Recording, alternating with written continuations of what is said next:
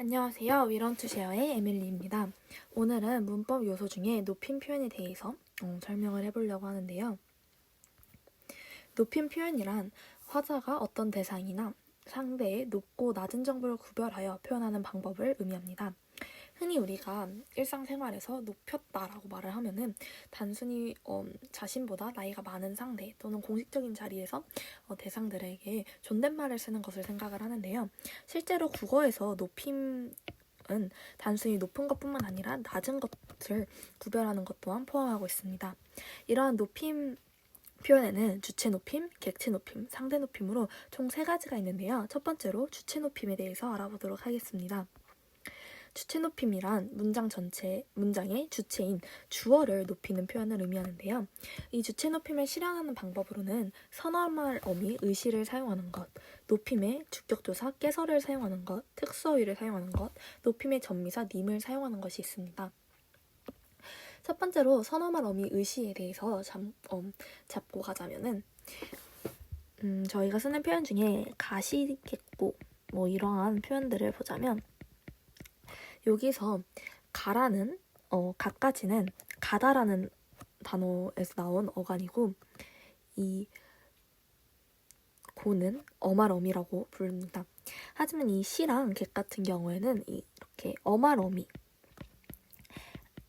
앞에 오는 단어들로 선어말어미라고 부르는데요. 이 부분에서 가시객고에서 get은 시간을 나타내는 시간 표현을 가지고 있는 선어말어미입니다. 하지만 시 같은 경우에는 가겠어라고 말하는 게 아니라 가시겠고라고 말하고 있기 때문에 높임의 선어말어미인 의시가 사용된 상황으로 볼 수 있습니다. 또 다른 예시에 대해서 하나 짚고 가자면은 단순히 할아버지께서 책을 읽다라고 하지 않고 저희는 읽으신다라고 말을 합니다. 네, 읽으신다에 대해서 보고 넘어가자면 이것은 실제로 그리고 의시 그리고 니은 그리고 다가 이렇게 합쳐진 단어로 볼 수 있는데요. 일까지는 어간이고 의시는 선어말 어미이고 니은은 시제 표현을 나타내는 선어말 어미입니다. 선어말 어미입니다. 이렇게 저희는 주체를 높일 때 선어말 어미 의시를 사용함으로써 주체를 높일 수 있습니다. 또 다른 실현 방법으로는 높임의 주격조사 깨서를 사용하는 것이 있는데요. 우리는 할아버지가 책을 읽으셔라고 말하는 게 아니라 할아버지께서 책을 읽으신다라고 표현을 하는데 이것을 이제 높임의 주격조사 깨서가 사용된 실현 방법으로 볼 수 있습니다. 특수어휘 같은 경우에는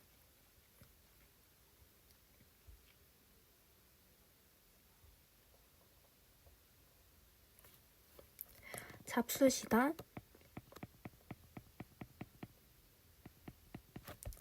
주무시다 등등의 이러한 특수 어휘들이 있는 것을 볼 수 있습니다. 이러한 주체 높임에는 직접 주체 높임과 이제 간접 주체 높임이 있는데요. 직접 주체 높임 같은 경우에는 앞서 말씀드렸던 예시들처럼 할아버지께서 주무신다처럼 바로 이제 직접적으로 주어를 높이는 표현들을 의미합니다. 하지만 간접 주체 높임 같은 경우에는 주어의 신체의 일부 또는 생각, 소유물, 부속물 등을 높임으로써 주어를 간접적으로 높이는 표현들을 의미하는데요. 예시로는 교장 선생님의 말씀이 있으시겠습니다가 있습니다. 이 있으시겠습니다라는 단어를 봤을 때는 교장 선생님을 높이는 것이 아닌 말씀을 높이고 있는 것을 확인할 수 있는데요. 이것은 교장 선생님께서 하고 있는 교장 선생님이 하고 있는 것이기 때문에 말씀을 높임으로써 교장 선생님을 간접적으로 높이는 것을 확인할 수 있습니다. 또 다른 대표적인 예시로는 할머니께서 귀가 밝으십니다.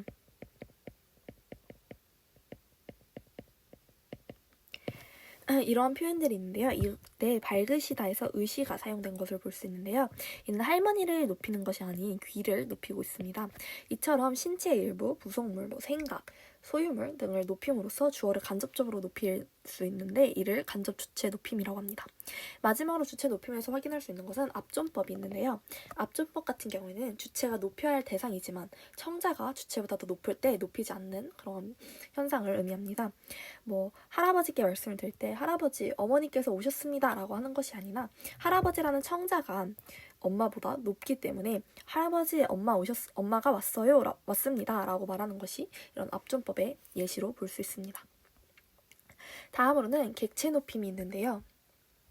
객체 높임은 문장의 객체인 목적어나 부사어가 나타내는 대상을 높이는 것을 의미합니다. 객체 높임이 사용되는 실현 방법으로는 높임의 부사격 조사, 깨가 사용되는 것, 특수어휘, 그리고 앞서 똑같이 높임의 전미사 님이 사용되는 예시들이 있습니다. 깨 같은 경우에는 철수가 할머니께 과일을 드렸다.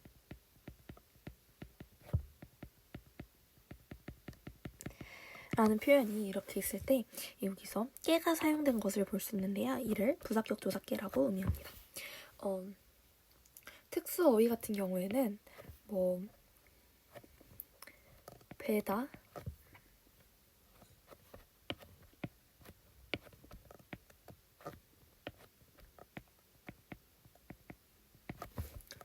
드리다, 여쭈다, 모시다 와 같은 이러한 표현들이 있습니다. 예를 들어 철수가 할머니를 뵈러 갔다 이러면은 특수어휘 뵈다가 사용된 예시로 볼 수 있습니다. 밑에 있는 예문을 보면은 부모님을 모시고 갔다는 특수어휘가 사용되고요. 여기 드렸다도 특수어휘인 것을 확인할 수 있습니다.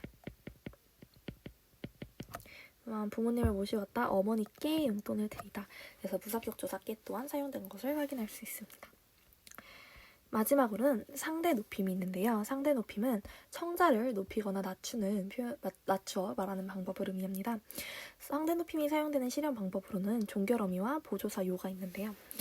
상대 높임에는 총 이제 격시체와 비격시체로 나뉘게 되고 그 안에서도 하십시오체, 하오체, 하기체, 헤라체, 해요체, 해체 등으로 나뉘게 됩니다. 첫 번째로 이렇게 나누어서 헤라체까지는 격식체라고 말을 하고요. 해오체와 해체 같은 경우에는 비격식체라고 합니다. 이 둘의 차이가 무엇이냐면 격식체는 격식을 차려하는 상황이나 공적인 상황에서 주로 사용하며 심리적 거리를 두는 느낌을 주는 표현들입니다. 반대로 비격식체 같은 경우에는 격식을 덜 차리는 사적인 상황에서 주로 사용하며 친근감을 줄 수 있는데요. 이러한 격시체와 비격시체 안에서도 하십시오체, 하오체, 하기체, 헤라체, 해유체, 해체로 나뉘게 되는데요. 하십시오체 같은 경우에는 다른 말로 아주 높임이라고 합니다.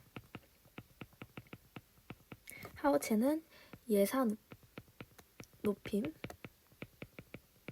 하계체는 예사 낮춤,